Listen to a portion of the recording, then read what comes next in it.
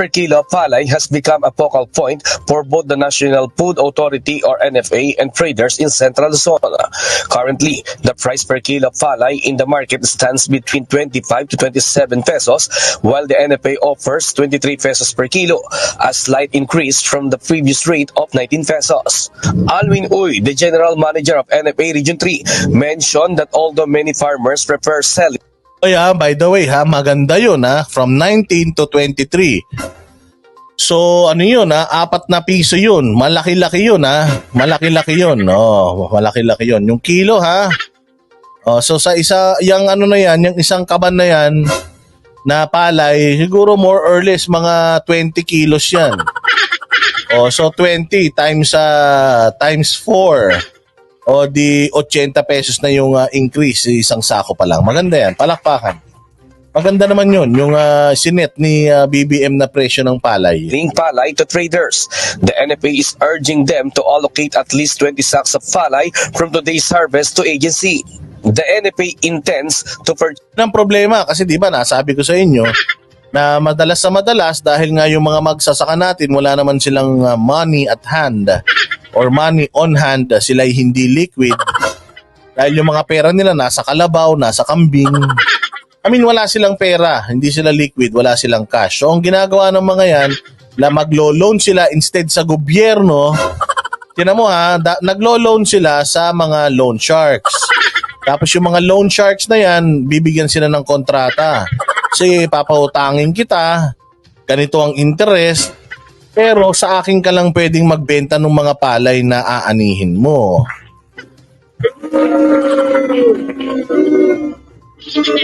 Yun ang problema.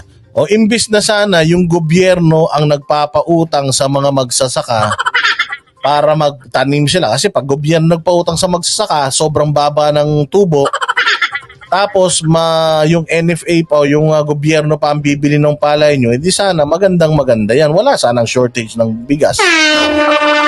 Kasi alam naman yan, sabi nga ni Marcos, hindi ba? Normal lang po yung pag-hoard. Normal lang yan sa mga negosyante yung pag-hoard. Kasi nga, ginagawa talaga nila yan, hinaantay nila na magtaas yung value. Parang tayo rin naman. Diba? Bibili tayo ng ginto ngayon. O kaya bibili tayo ng dollars. Pag nakita natin na tumaas ang dolyar sa merkado, tapos yung dating bili mo na 55, lagi na siyang 65, o di gagawin mo lahat ng dolyar mo, ipaibebenta mo ngayon. Same goes with yung ginto. Hindi ba? Ang ginto, hindi yan nagdi-depreciate ang value, kaya magandang investment yan kaya ako, nag-i-invest ako sa alahas. Kasi magandang investment yan kasi hindi yan nabubulok.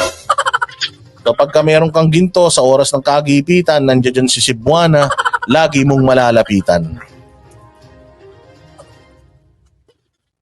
Kaya ganun. So yun yung sinasabi ni Marcos.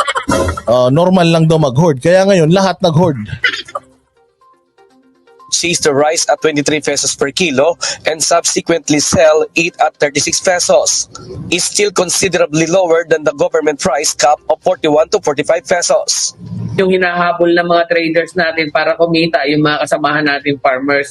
So bilang bilang pasasalamat in return doon sa tulong ng gobyerno, nawa ay ma-realize ng ating pakiusap para sa mga farmers na magdala rin sila sa NFA para hindi naman nagiging kawawa yung ating mga consumers na makabili pa rin sila ng murang bigas. Una, hindi na nagbebenta dahil doon sa Ang problema, binibili ng NFA yung dalawang klase ng bigas lang binibili ng NFA. Yung class ng 41 pesos at saka 45. Yun lang yung binibili ng NFA.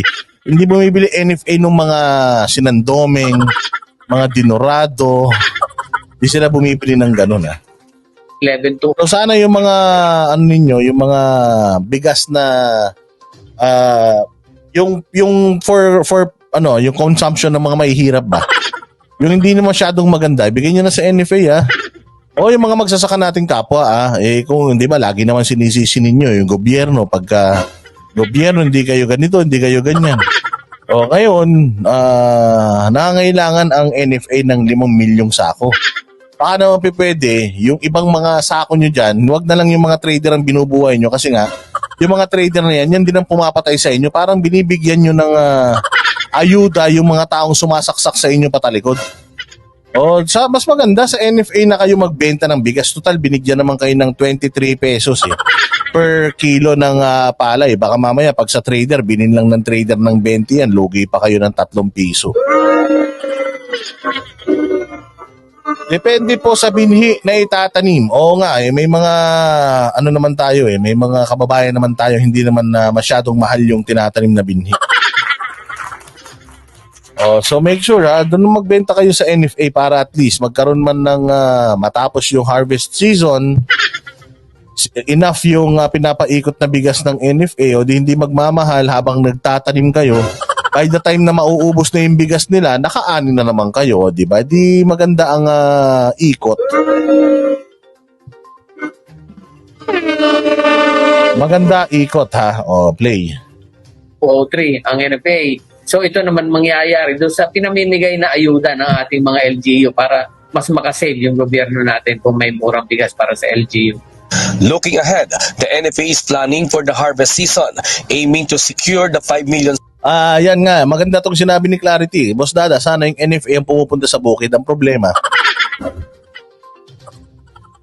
wala daw silang pondo para dyan so kaya yun, mapipilitan talaga yung magsasaka ibenta sa trader kasi yung trader yung kumakatok sa pinto nila Tok, tok, tok. Boss Dada, yung mga palay mo dyan akin na. Hindi nga bibenta ko nga daw to sa NFA.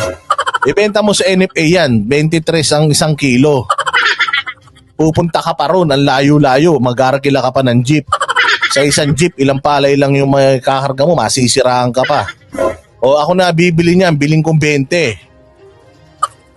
Ito naman si magsasaka, bigay. Boom, tapos pagbigay, si trader tinago mga 1 taon bago nilabas. Yari na, gutom na naman ang bayan. The Department of Social Welfare and Development, local government units, Bureau of Jail Management and Phenology, and Armed Forces of the Philippines. The NFA hopes for the traders' understanding, emphasizing that with the 20 sacks of rice set aside for the NFA, many individuals, especially those affected by the typhoon and calamities, will benefit. Tama yan, di ba? Ano yan Yun yung totoong business model sa gumaganang mundo, sa mundo ng mga masisipag at ng mga matatalino. Yun yung business model. Pero sa mundo ng mga tamad, katulad nila, pucha, hindi nangyayari yan. Hindi kita mo nga NFA, 2 buwan yung 2 araw lang yung yung buffer stocks. Tamad paano ka ba naman sisipagin? Hindi naman kayo binibisita ng Department of Agriculture Secretary. Nanonood lang ng karera. Talaga tayo magagawa. From this coordinated effort. Nestor Torres, UNTV News and Palakpakan. Maganda yan kaya panawagan natin sa mga magsasaka. Parang awa nyo na. Wag na muna kayo magbenta dyan sa mga trader.